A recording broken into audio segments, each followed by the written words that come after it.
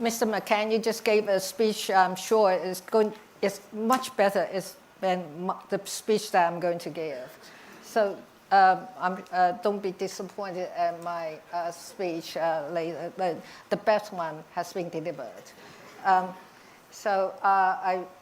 It is with great pleasure that I join you all at the 16th Annual Halifax International Security Forum this year. Let me begin by thanking Mr. Jack McCain for presenting me with John McCain Prize. As I said, he already has delivered a wonderful speech, primarily about me. I am honored to receive this award for your late father, who I deeply admire for his principled and determined commitment to freedom and democracy. I also would like to thank Halifax International Security Forum President Peter Van Praag for the invitation to take part in this year's forum. I had a conversation with him just now. My sense is he seems to be more nervous than I. For more than 15 years, this forum has brought together distinguished experts and officials to discuss the more pressing global issues. This forum also offers a very necessary platform for democracies and their leaders to strategize on how to better collaborate and support one another to prepare for the future. So I am grateful to be among you all at this critical time and to take part in this important discussion. We're now at one of the most consequential times in history. At this moment, democracies and rule-based world order are facing some of their greatest challenges. And one of these challenges is adapting to the fast-changing global landscape. We overcame the COVID-19 pandemic, but this epidemic brought fundamental changes to the world. Changes in how we communicate and even the way we work and have meetings. It also caused a serious economic downturn. Factories, manufacturers, and the service and travel industry were greatly affected, and some are still in recovery. We're also experiencing what experts call the super year of elections. Half of the world's population in 72 countries have been going to the polls to elect their leaders. Military intimidation, information manipulation, and cognitive warfare, Taiwan jump-started this year with its national election. And we just witnessed a very competitive election in the United States. As a result, many democracies experienced changes in their governments and the composition of their parliaments. This means democracies also have to tackle the uncertainties and challenges that emerge after such changes.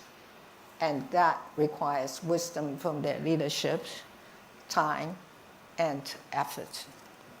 In contrast, authoritarian regimes are able to maintain consistency in their leadership due to their undemocratic nature. As they become stronger and more confident, they are even colluding in the pursuit of their self-interested agenda, influencing the domestic politics in democracies. This is the global environment we are in. Externally, democracies have to deal with authoritarian regimes' increasing aggressive stand. Domestically, we're also facing challenges such as inflation, unemployment, and economic downturns. As domestic issues keep democracies preoccupied, they also make working together harder, yet more important than ever. This has been the challenge for all of us as democracies in our effort to achieve victory in Ukraine. Democracies have been working together to help Ukraine defend against Russia's full-scale invasion since February 2022. With domestic political changes and economic pressure, some democracies may have second thoughts or become more willing to compromise. But I'm sure we can all agree that authoritarian aggression should not be encouraged. A strong democratic front is required to deter authoritarians from threatening our security and our democratic way of life. So I hope that our discussion here in Halifax can help facilitate a more unified and effective approach to safeguarding democracies globally. Supporting Ukraine is about more than standing up for our democratic values. The impact of Russia's invasion on economies and societies around the world has been devastating. Resultant supply chain disruptions and inflation have taken a toll on the well-being of people everywhere, even in countries thousands of miles away from the conflict. Therefore, effective deterrence against authoritarian expansionism is fundamental to safeguarding our democracies and maintaining international order. That is why our continued support for Ukraine remains imperative, as a Ukrainian victory will serve as the most effective deterrence against future aggression. This will also signal that intimidation and the use of force against any members of our democratic community would result in serious consequences. The Ukrainian case awoke democracies to the fact that our adversaries have no reservation about boosting their military arsenals. And they have been relentless in exerting ever greater pressure on us, including through the increasing use of gray zone activities. Therefore, having a strong national defense against authoritarian imposition is not only essential, but urgent. This requires democracies to enhance their own defense capabilities across the board. Taiwan, for example, has continued to increase defense investment over the past 8 years. Our defense budget has risen by over 80%, at a rate of nearly 8% each year. I want to emphasize that this is well above our average GDP growth of 3.74% over this period, which is 2018 to 2016 to 2023. This also represents a historically high level of investment for Taiwan and the most organized and systemic defense investments we have conducted. And we will certainly continue to increase investment as required by our security needs. In addition to investment in traditional platforms such as combat aircraft, Taiwan has made hefty investment in asymmetric capabilities, including missiles, especially mobile land-based anti-ship cruise missiles. The investment also extends to our troops who have been receiving improved combat training and equipment to enhance their battlefield awareness as well as command and control. This is particularly important as it significantly strengthens Taiwan's sea-air combat capabilities and increases the efficiency of joint operation. We also learned from the experiences of our friends in Europe and launched the All-Out Defense Mobilization Agency to reform our reserves force training and enhance whole-of-society defense resilience. Initiatives as such maximize Taiwan's self-reliance in defense and societal resilience. And more importantly, they mean that we are willing to bear our share of burden and do not take our security partners' support for granted. Authoritarian regimes' aggression is not limited to military action. In this era of advanced technology, each and every democracy has to contend with FIMI, that is, foreign information manipulations and interference, as well as cognitive warfare. Through these means, external forces take advantage of the free and open information environments in democratic countries, using social media platforms to spread false and misleading information that threatens our democratic foundation. Their actions are designed to drive a wedge between fellow citizens, between societies and governments, and even between countries. This increases the risk of misunderstandings, which chip away at the trust we have in one another.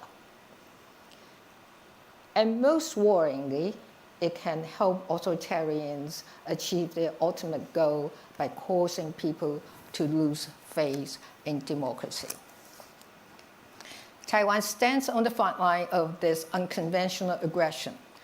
To manage the risk of cognitive warfare, we are enhancing government strategic communications and information resilience across our society. However, with the rise of AI technology, cognitive warfare is becoming less restricted by language or national borders. It is now easier than ever to infiltrate society through information campaigns that can have dire consequences. Throughout this global year of election, democracies have faced cognitive interference campaigns with increasingly harmful consequences. To enhance domestic resilience, democracies must engage diverse stakeholders, including the business community, local governments, civil society, and the media. It is through collaboration and information sharing that we can build a fortress against authoritarian intrusion. More broadly, the global nature of this threat means that the best way to address it is through close cooperation between like-minded countries. I believe that if we all come together, our collective response will make our democratic system even stronger and more appealing, while overcoming authoritarians' attempt to expand their influences. To conclude, I want to stress that in such an international world facing so much uncertainty, it is important to foster international cooperation in conflict resolution, as well as addressing potential future conflicts. To accomplish this, we need more cooperation among democracies, and we need to be more unified than authoritarians. Here, I want to thank those in the international community who have voiced the support for peace and stability across the Taiwan Strait. From the G7 to EU, as reflected in the numerous statements by leaders at important gatherings, the international democratic community has been unanimous in its stand that peace and stability in the Taiwan Strait are indispensable to global security and prosperity. In the last 4 years alone, there have been dozens of statements to this effect. This goes to show that there is a broad consensus on the need to ensure peace and stability in the Taiwan Strait and to support freedom and democracy globally. This is the kind of unity that is so important in our effort to deter threats to our security and democracy. Moreover, freedom of navigation operations in the Taiwan Strait conducted by major countries, that of course including Canada, are particularly important not only for Taiwan's security, but also for international sea traffic and commerce. We're grateful to all our international partners who are paying close attention to security in our region and working collectively to ensure its stability. For more than half a century, Taiwan has faced constant challenges from the Chinese Communist regime. However, decades of intimidation and dealing with the changing international environment have made Taiwan's society and its leaders resilient and pragmatic. As we have been making efforts to strengthen our defense and domestic resilience, we understand that it is equally important for us to work with the stakeholders in the region to find ways to reduce differences and hopefully to develop a long-term stabilizing mechanism. Taiwan looks forward to being joined by those who share the same desire and value in this important endeavor. And I am so pleased that the Halifax International Security Forum is planning to hold its first event in Taiwan next February.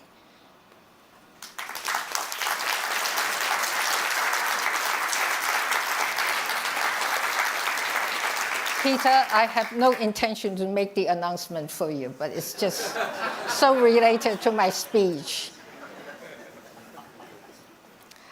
I want to take this opportunity to invite you all to Taiwan to experience our vibrant democracy. I hope you can come to witness our beautiful scenery, enjoy our culture, and most importantly, to meet our wonderful people who are so determined and work so hard to protect our hard-earned democracy. So, see you in Taiwan in a few months' time. Thank you.